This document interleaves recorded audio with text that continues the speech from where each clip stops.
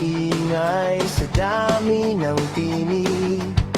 May isang pangakong sa puso ay tinig.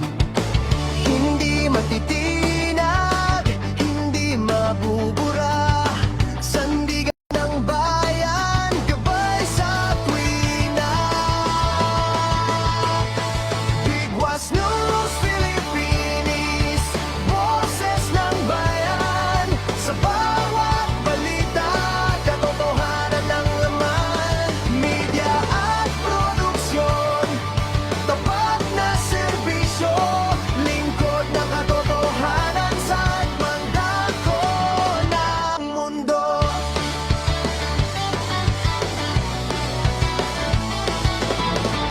Mula sa lansangan hanggang sa himpapawid, ang tunay na kwento aming ihahatid. Walang kinikilingan, walang itatago. Dahil sa Bigwas News, ang tama ang plano. Bigwas na tumatama sa maling balita. Liwanag sa dilim, pag-asa ang dala. Sa bawat pag-ulat, dangayang kaakibat. Para sa Pilipino, kami ay laging mula. Bigwas News Philippines, boses ng bayan. Sa bawat balita, katotohanan ng laman. Media at produksyon, tapat na serbisyo. Lingkod ng katotohanan saan mang dako ng mundo. Bigwas News Philippines, katotohanan, serbisyo, Pilipino.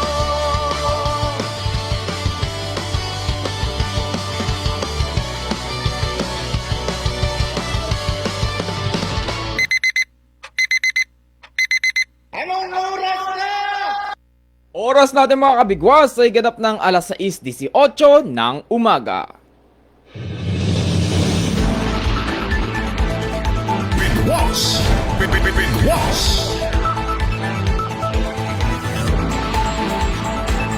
Bigwas! Bigwas! Magandang umaga lungsod ng Puerto Princesa at magandang umaga sa buong lalawigan ng Palawan. At gayon din ay magandang umaga sa buong Pilipinas, Luzon, Visayas at Mindanao. Tayo muli magsasama-sama ngayong umaga, ngayong araw ng Miyerkules, Marso 25 taong 2026 para sa ating programang Arangkada Bigwas Balita. At ako ang inyong maging tagapag-ulat ngayong umaga mga kabigwas, Ronnie Abile. Bigwas! Bigwas! At para sa ulo ng ating mga balita.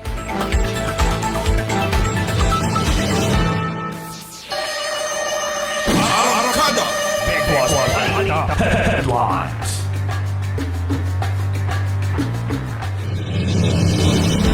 Para sa ating balitang international mga kabigwas, pangunahing security headquarters ng Iran pinasabog ng Israel. Bigwas! Bigwas! Kim Jong-un nangakong palalawakin ang nuclear arsenal ng North Korea. Bigwas! Bigwas! At para naman sa ating mga balitang nasyonal, flood control scandal pilit na inililigwak. At ang balitang yan ay ihahatid sa atin mamaya ni kasamang Don Robert Ramiro. Bigwas! Bigwas! Sa iba pa nating balita, Representative Leviste handang tumulong sa gasto sa ospital ni Undersecretary Claire Castro kung sakaling magpapagamot ito dahil sa stress at anxiety. Bigwas! Bigwas! Sa iba pa nating balitang nasyonal, Senator Lacson binatikos si US President Donald Trump hinggil sa lumalalang global crisis na umaapekto sa Pilipinas.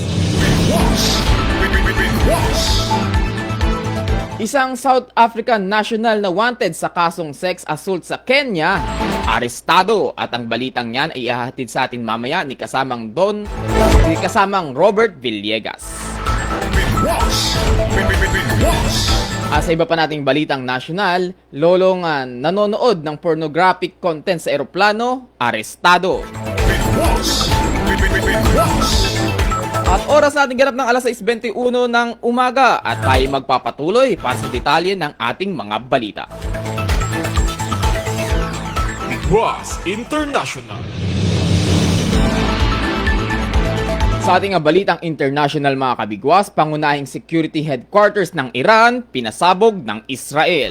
Bigwash. Bigwash. Ipinahayag ng Israel Defense Forces o IDF na matagumpay nilang natamaan ang pangunahing security headquarters ng Islamic Revolutionary Guard Corps bilang bahagi ng mas pinalawak na operasyon ng Israel laban sa Iran. Ayon sa ulat, ang naturang pasilidad umano ang nagsisilbing sentro ng koordinasyon ng mga operasyon, kabilang ang synchronization ng iba't ibang unit at pagbuo ng situational assessment na ginagamit sa pagdedesisyon ng militar ng Iran. Dito rin umano nagmumula ang mga utos na ipinatutupad ng mga grupong gaya ng Basi Battalion. Iginiit ng Israel na bago isinagawa ang pag-atake ay nagsagawa sila ng masusing intelligence gathering upang matiyak na walang sibilyang madadamay sa operasyon. Ayon pa sa IDF, naging prioridad nila ang pag-iwas sa collateral damage habang tinatarget ang strategic military infrastructure. Ang naturang aksyon ay bahagi ng tumitinding tensyon sa pagitan ng dalawang bansa kung saan patuloy ang palitan ng matitinding pahayag at hakbang na may implikasyon sa seguridad ng buong rehiyon. Sa iba pa nating balitang international mga kabigwas, Kim Jong-un nangakong palalawakin ang nuclear arsenal ng North Korea. Nangako si North Korean leader Kim Jong-un na higit pang palalakasin ang nuclear arsenal ng North Korea bilang bahagi ng layunin nitong maging isang ganap na military superpower. Sa kanyang talumpati, iginiit ni Kim na kinakailangan ang pagpapalawak ng nuclear arsenal upang matapatan ang mga banta mula sa United States at mapanatili ang seguridad ng kanilang bansa. Binigyang diin niya na hindi magbabago ang posisyon ng North Korea bilang isang nuclear-armed state. Dagdag pa ng leader, patuloy nilang paiigtingin ang kanilang nuclear deterrent upang masigurong may sapat na kakayanan ang bansa na ipagtanggol ang kanilang sarili laban sa anumang agresyon mula sa labas. Binanggit din ni Kim ang pagtutol sa mga tinatawag niyang hostile forces kung saan tinutukoy niya ang South Korea bilang isa sa mga pangunahing kalaban na dapat tugunan ng matibay na aksyon. Matatandaang nauna nang nagpasa ang North Korea ng batas na nagbibigay daan sa posibilidad ng preemptive nuclear strike sakaling makaramdam ito ng banta sa pambansang seguridad. Ang pinakahuling pahayag ni Kim ay bahagi ng patuloy na pagpapatibay ng nuclear policy ng North Korea sa kabila ng umiiral na mga international sanctions mula sa iba't ibang bansa.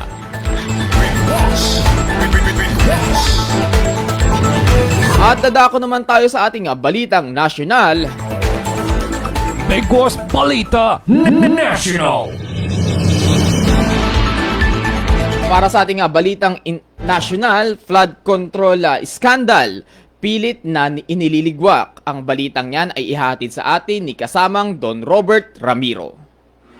Nanawagan si Pangulong Ferdinand Marcos Jr. sa sambayanang Pilipino na magkaisa at magtulungan dahil sa nangyayari sa gitnang silangan na ipinaabot ni Presidential Communication Officer Claire Castro. Kaugnay nito ay ipinanawagan din ni Department of Agrarian Reform Secretary Conrado Estrella III na magkaisang masas sa layuning magkaroon ng mas maayos at masaganang pamilyang Pilipino. Ayon pa sa kalihim, pagod na ang marami sa nangyayaring gulo at pagkabahabahagi. Dapat aniyang harapin at kalabanin ang sabay ng sabay-sabay ang gutom at kahirapan. Ang pagkakaisa niya ay may lakas para manalo sa krisis dahil sumisirit pataas ang presyo ng mga pangunahing bilihin. Kaugnay nito ay sinabi ni Vice President Sara Duterte na magkaisa tayong itaguyod ang bukas na pagkakaisa kung may dangal ang namumuno sa bawat Pilipino, hindi lang sa oportunidad kundi sa tungkulin. Mula sa National Capital Region, Don Robert Ramiro nag-uulat para sa Bigwas News Philippines, lingkod ng katotohanan.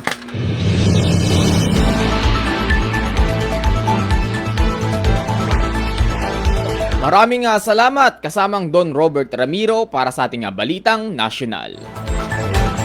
Bigwas. Bigwas. At oras natin mga kabigwas ay ganap ng alas 6:26 ng umaga.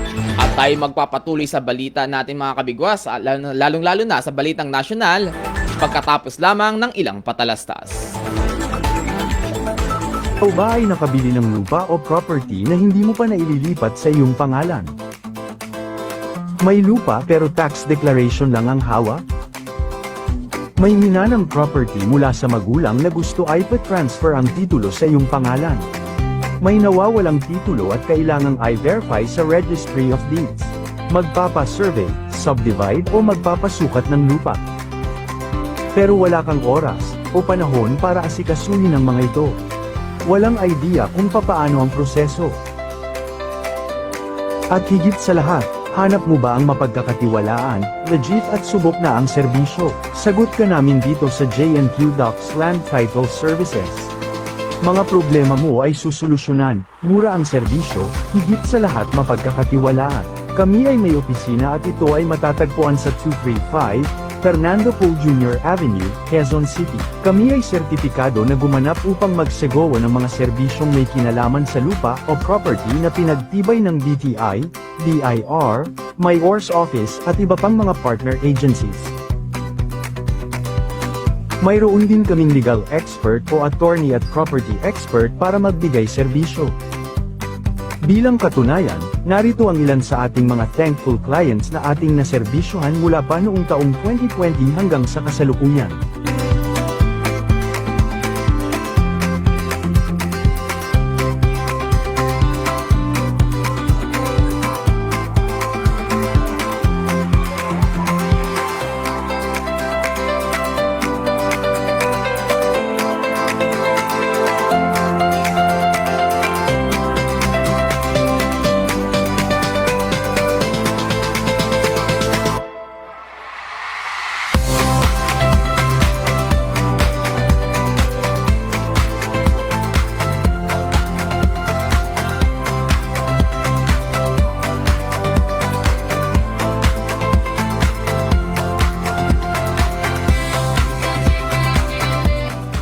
Kaya naman huwag na magpatumpik-tumpik pa, kumonsulta na sa J&Q Docs Land Title Services.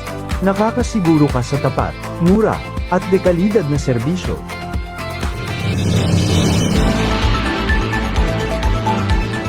Bigwas. Bigwas. Oras sa ating mga kabigwas ay ganap ng alas 6:29 ng umaga at ang oras na yan ay hatid sa atin ang J&Q Docs Land Titling Services. At tayo magpapatuloy mga kabigwas para sa ating programang Arangkada Bigwas Balita. At syempre para pa rin sa ating balitang nasyonal, Bigwas Balita National.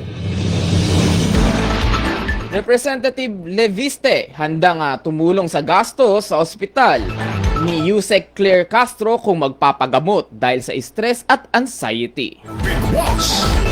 Bigwas. Nagpahayag si Batangas Representative Leandro Leviste na handa niyang sagutin ang gastusin sa ospital ni Yusek Claire Castro kung kinakailangan nitong magpagamot kaugnay ng stress na umunoy dulot ng kinakaharap nitong cyber libel case. Ayon kay Leviste, bagamat wala siyang legal na obligasyon, bukas siya sa pagbibigay ng tulong kung mapapatunayan sa pamamagitan ng medical certificate na totoong nangangailangan ng medical na atensyon si Castro.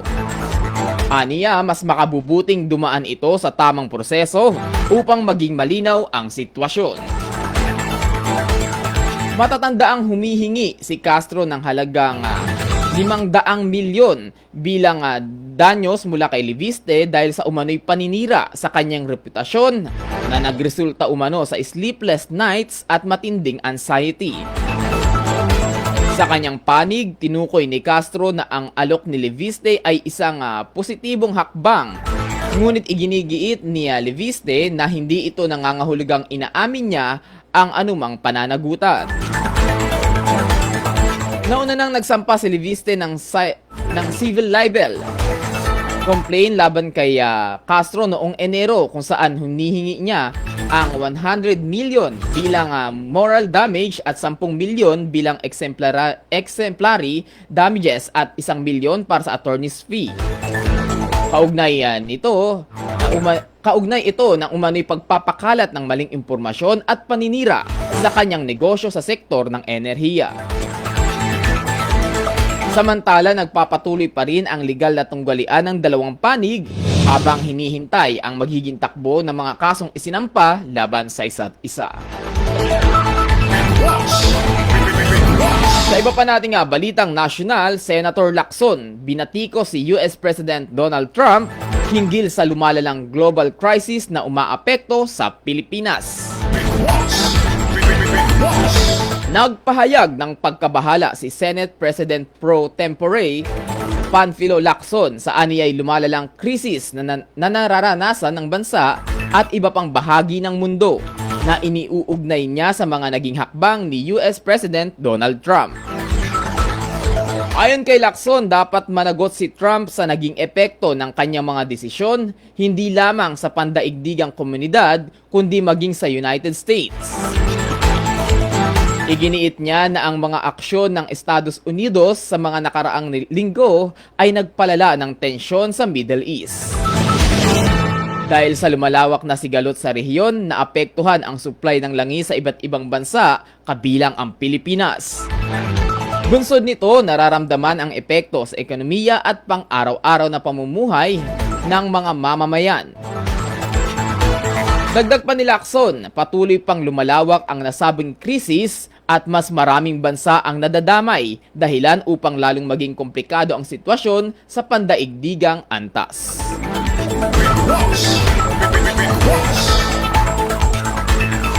Sa iba pa nating balitang nasyonal, isang South African national na wanted sa kasong sex assault sa Kenya, arestado, at ang balitang yan ay ihahatid sa atin ni kasamang Robert Villegas. Dinakip ang isang South African national na wanted sa kasong sex assault sa Kenya. Makaraan ang halos 2 taon itong pagtatago sa batas hanggang sa masakote na ito ng mga operatiba ng Bureau of Immigration sa Mandawi City sa Cebu. Ayon sa Bureau of Immigration, ang suspect ay kinilala bilang si Michael James Noble Valentini, 42 anyos na naaresto sa inilunsad na operasyon ng Immigration Fugitive Search Unit. Katuwang ang Regional Intelligence Operation Unit 7 nitong nagdaang Marso 18 taong kasalukuyan. Ayon sa immigration, subject si Valentini ng Interpol Red Notice, punsod ng kinakaharap nitong mga kaso ng sex assault at pwersahang mga incident acts sa Kenya noong pang Agosto 2024. Noong Setyembre 2024 nang maglabas ng warrant of arrest ang korte sa Kenya bago sunod na inisyu ang international alert noong Oktubre ng nabanggiting taon laban sa nasabing suspect, makalipas nitong tumakas. Nahuli ng mga otoridad si Valentini nang kanilang ma-intercept ito nang magpunta siya sa Bureau of Immigration sa Cebu District Office. Natuklasan din sa immigration record na dumating sa Pilipinas si Valentini noong Disyembre 2024 bilang turista, pero nag-overstay ito ng sumunod na taon, kaya isinilalim na siya ng blacklist ng Bureau of Immigration bilang undesirable alien. Mula sa Metro Manila, Roberto Villegas nag-uulat para sa Bigwas News Philippines, lingkod ng katotohanan.